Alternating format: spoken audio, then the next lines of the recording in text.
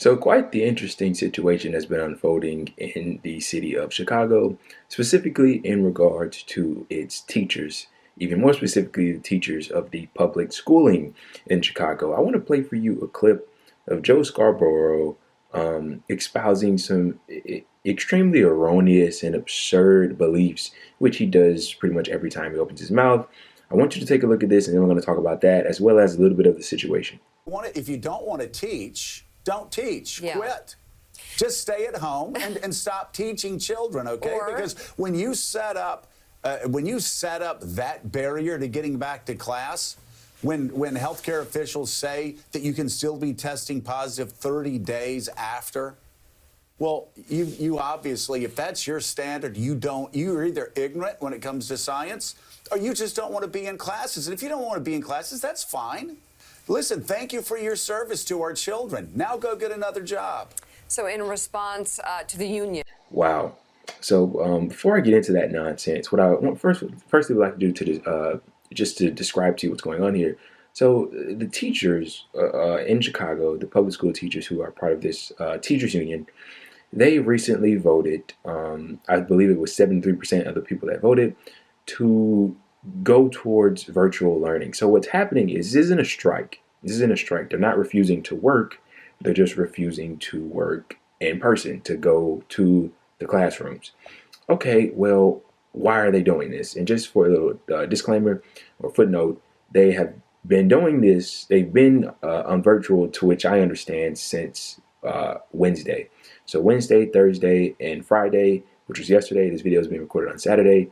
They haven't been in the classrooms, and as I've just recently heard, they've also voted, or not voted, they've also have agreed to not go to the classrooms this upcoming Monday. So Monday, the classrooms will be empty as well.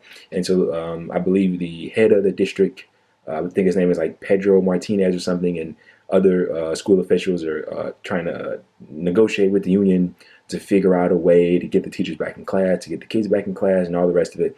And it's created this big debacle, this big debate on social media, on the corporate media, and every other platform in existence, basically. And people are throwing in their 2 cents, and I figured I'd follow along and do so as well. So first and foremost, why are these teachers not showing up? Why don't they feel safe to go to the classroom? Well, we are in a pandemic, need I remind you, just in case you forgot. And there's variant after variant after variant of these new COVID strains, and they're even worse than the previous ones. Well, you say, okay, well, we have a vaccine. Okay, well, great, we do have a vaccine, and the vaccine works. Yeah, sure, it does. But does that mean that all of a sudden people's fear, anxiety, their angst should just disappear at the drop of a hat? No, it doesn't. And that's what he's falling back on here. Oh, the science says this, and it says that. Okay, and I love how his proposition in response to what the teachers are doing is, oh, okay, well, if they don't want to work, then fire them. Okay, first of all, that's offensive in its own right. Every teacher in America should be offended at that. It's outright insulting. Secondly, they're not refusing to work, sir. They just want to work but be protected while they're working. Okay? I mean, it's amazing to me. And I love how he finds that the issue is with the teachers. He thinks that the problem is the teachers. Why are they inducing this upon the students? And parents around the country, you'll see parents speak out on social media, they espouse the same kind of rhetoric. How is it that in a system where we know pandemics are a thing, we know public health crises are a thing, we know that we have an economic system that periodically crashes every so often, throwing millions of people out of work, okay, and some into poverty. We know this, yet when these things occur, we fail so deeply to deal with them. Why is that not in question? Why is it that our current government, this current administration's ability to deal with the pandemic has faltered so much to the point where they're just like, we'll just leave it up to the states? I mean, they've essentially given up. This government has. There's no more relief coming. There's no more anything. And what they espouse and what corporate media helps them to do is to say, oh, well, the recovery has been accomplished. We're back. Everything's fine. Everything's not fine.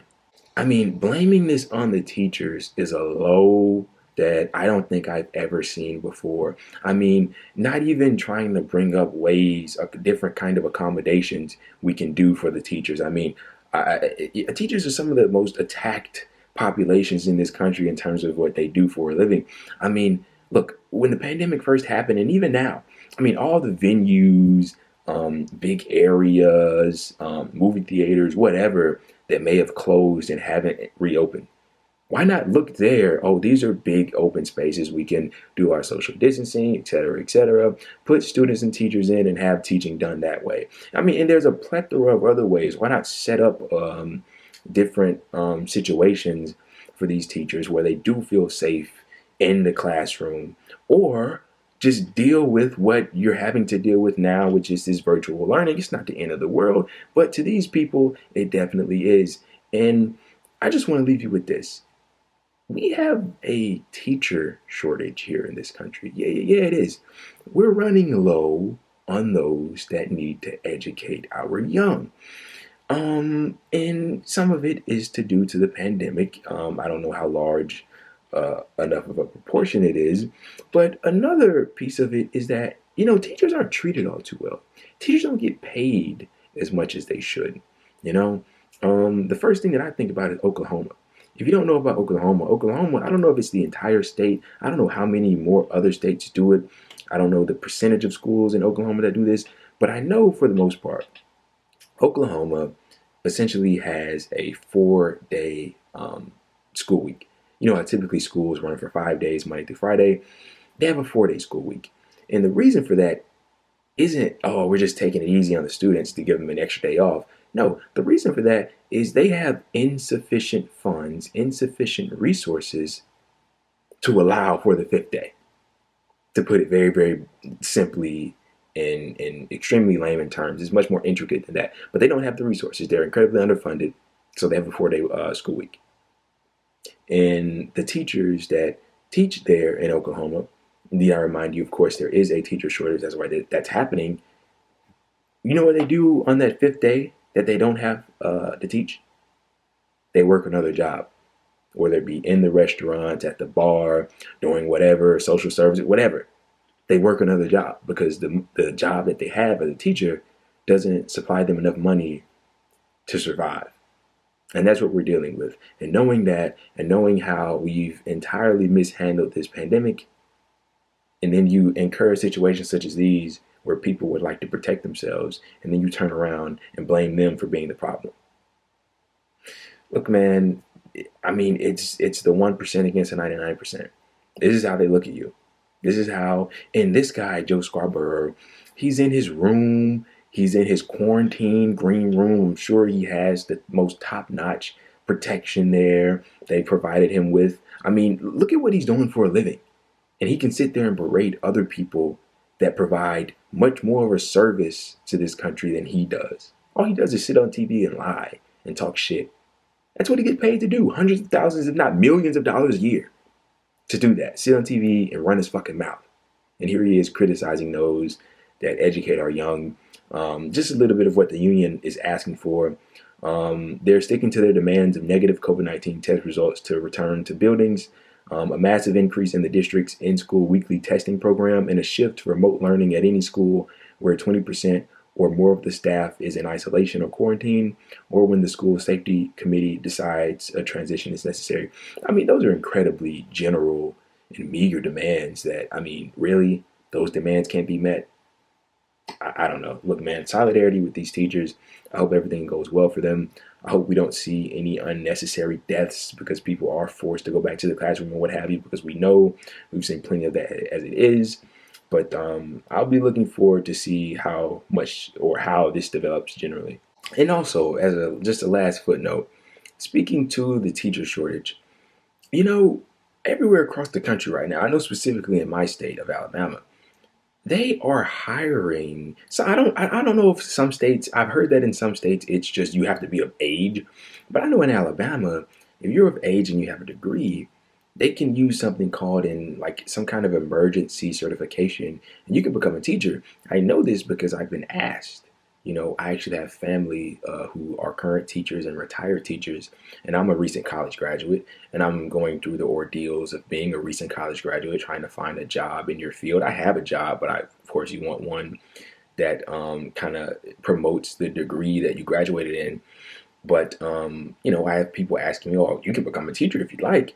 But I sat there and I thought about it, and I said, I've never wanted to become a teacher. I don't have the desire, and quite frankly, I don't believe I have the repertoire. Education is something that I care greatly about. It's extremely important, especially the education of our young in this country, because they are indeed the future.